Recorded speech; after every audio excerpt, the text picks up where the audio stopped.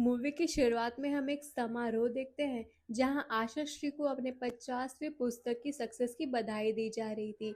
आशा श्री अपनी पहली पुस्तक अपने सबसे अच्छे दोस्त आलोक को गिफ्ट करती हैं। जहां रात को आलोक बैठकर उस पुस्तक को पढ़ने लगता है। उसमें आशा श्री की अपनी जीवन की कहानी लिखी थी। यहीं से हम आशा श्री की कहानी को जानेंगे। आशा श्री का असली नाम निशा शर्मा था। उसने बचपन में अपने माँ-बाप को गाँव में आई हुई बाढ़ में खो दिया था।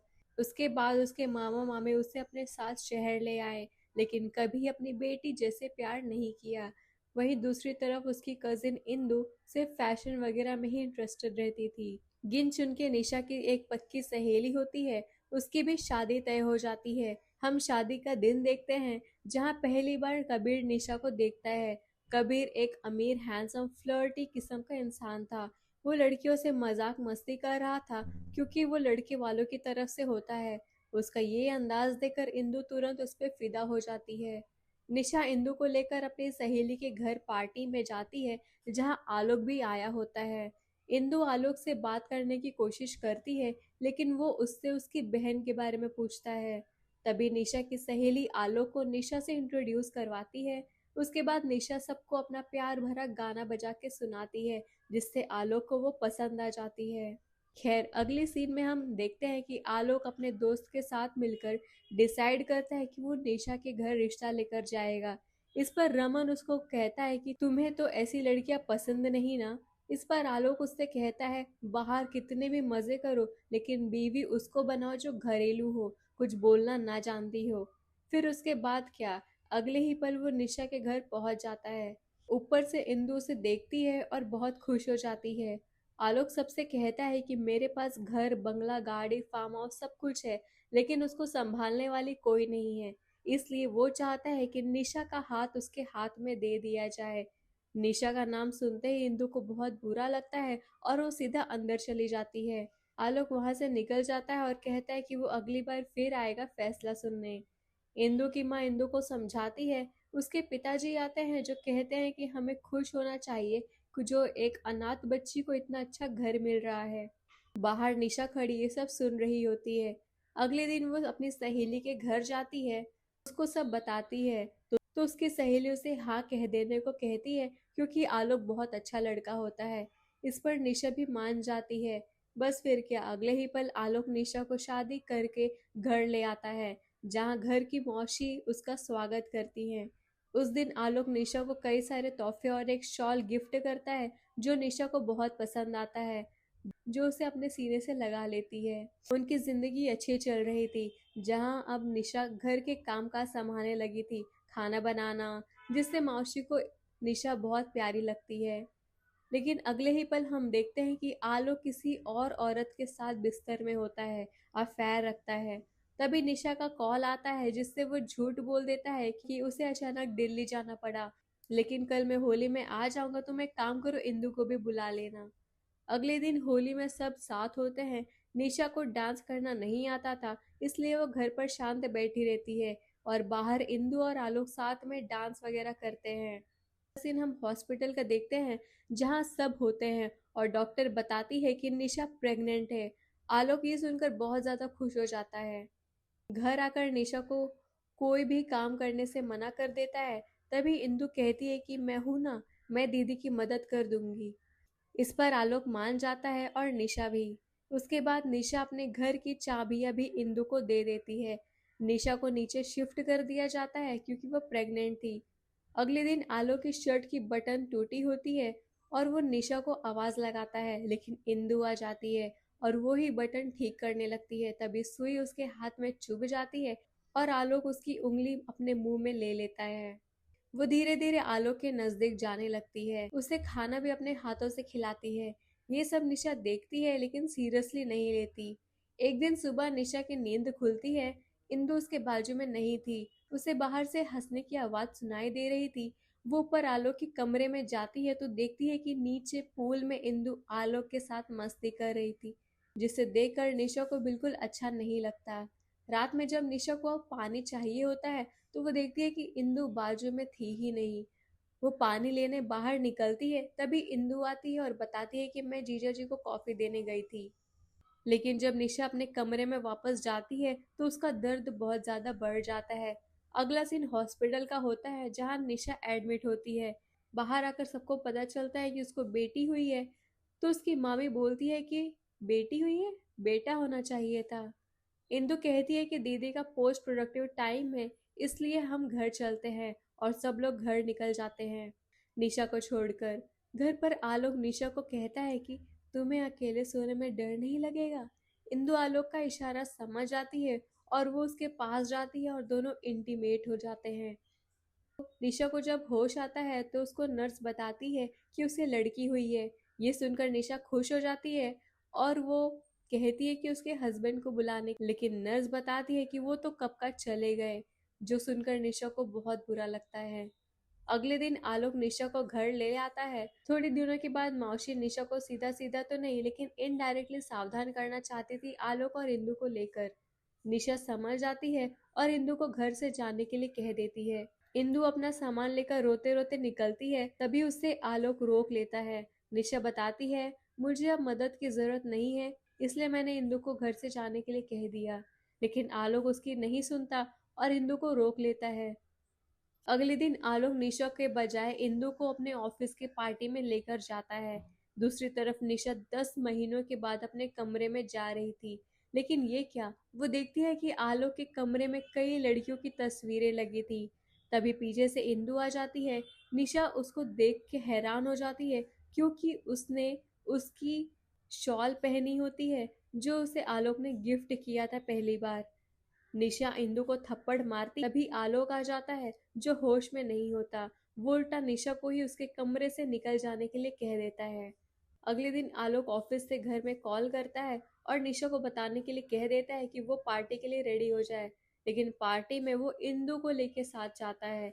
तभी निशा वहां आती है तो सब कहते हैं कि हमें लगा इंदु ही आपकी वाइफ है। निशा को ये सुनकर बिल्कुल अच्छा नहीं लगता और वो बिना कुछ कहे वहां से चली जाती है, जिससे मेहमानों को अच्छा नहीं लगता और वो आलोक को छोड़कर चले जाते हैं। घर आकर आलोक निशा को क्रिटिसाइज करता है उसके बिहेवियर के लिए। अगली सुबह जब आलोक ऑफिस के लिए निकल रहा होता है, तब निशा बाहर आती है और उसे और इंदु के बीच में किसी एक को चुनने के लिए कहती है, लेकिन आलोक इस पर कोई जवाब देने के बजाय उसे कोर्ट की धमकी दे देता है, जिससे निशा और भी ज्यादा टूट जाती है। वो डिसाइड करती है कि वो अब इस घर में नहीं रह सकेगी। वो अपना और अपनी बच्ची का सामान बांधने लगती है। तभी आलोक कहता है कि ये क्या कर रही हो, गुड़िया कहीं नहीं जाएगी, वो तुम्हारी तरह अनाथ नहीं है, उसका घर है, पापा है, परिवार है। ये सुनकर निशा आलोक से भीख मांगती है, लेकिन आलोक उसकी नहीं सुनता। मजबूरी में निशा को अकेले ही घर से जाना पड़ता है।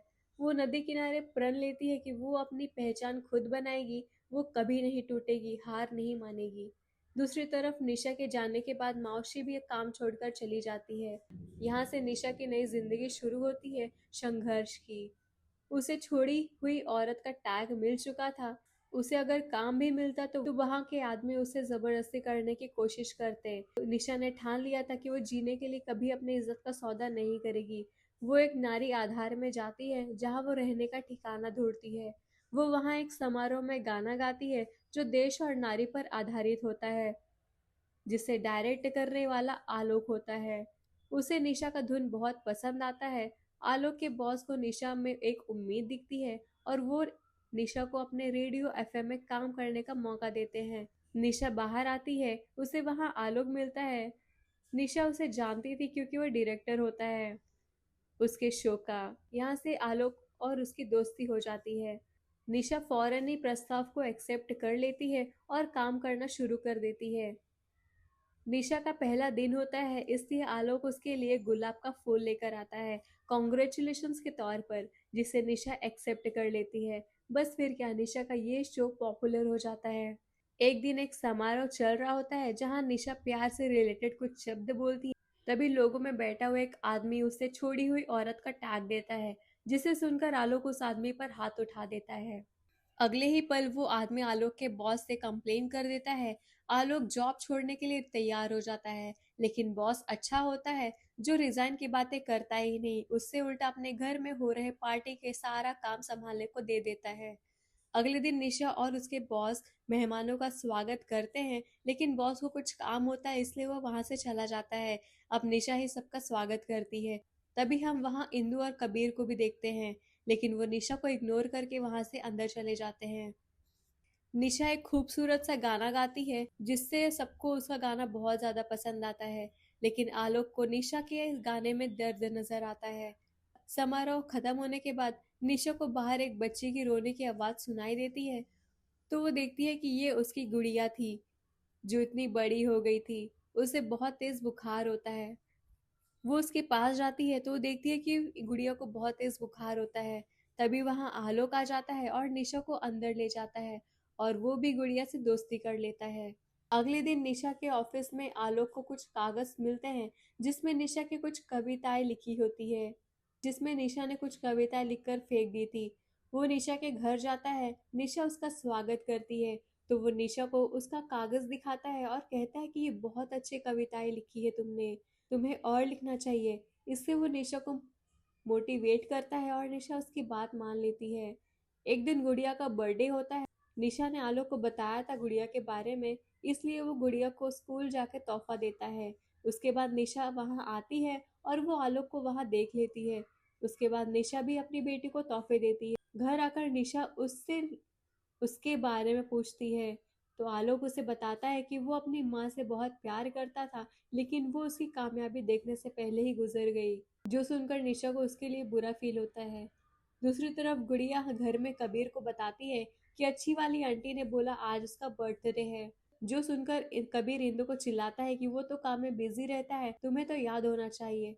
तभी टीवी में चल रही निशा का शो को देखकर गुड़िया कबीर को बताती है कि यही है अच्छी वाली आंटी।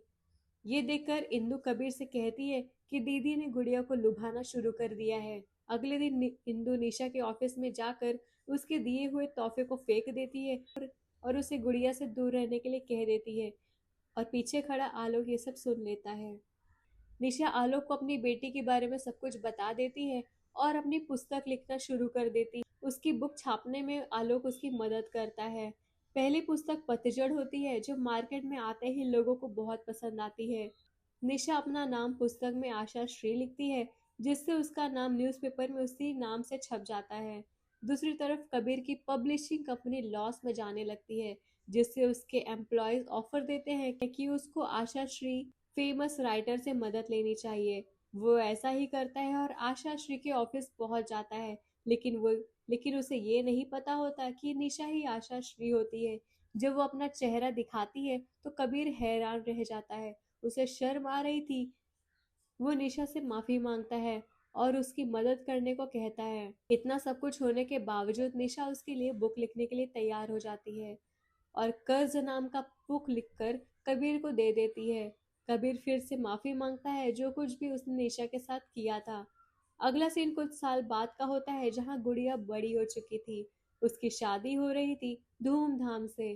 कबीर और इंदु निशा की राह देखते हैं, लेकिन पूरे शादी होने के बाद भी निशा नहीं आती। तभी हम देखते हैं कि झाड़ के पीछे से छुपकर वो अपनी बेटी की झलक देखती है। एंडिंग में आलोक को हम देखते हैं जो निशा के घर आता है और उसे अपनी पत्नी स्वीकार कर लेता है। यहीं पर मूवी खत्म हो जाती है। तो दोस्तों ये थी निशा की कहानी। ये कहानी हमें ये सिखाती है कि सब्र, सेल्फ रिस्पेक्ट और मेहनत कभी बेकार नहीं जाती। जो औरत कभी छोड़ दी गई थी वही अपनी ताकत से अपनी पहचान बनाती है। सच ये है कि वक्त बदल जाता है लेकिन कर्म हमेशा लौट कर आते हैं। औरत जब खुद पर खड़ी हो जाए तो उसे किसी के सहारे की जरूरत नहीं पड़ती। मुझे उम्मीद है आपको ये वीडियो पसंद आई होगी। एक लाइक जरूर कर देना, चैनल को सब्सक्राइब कर देना, जिससे हमें ऐसी वीडियोस बनाने की उम्मीद मिलती है।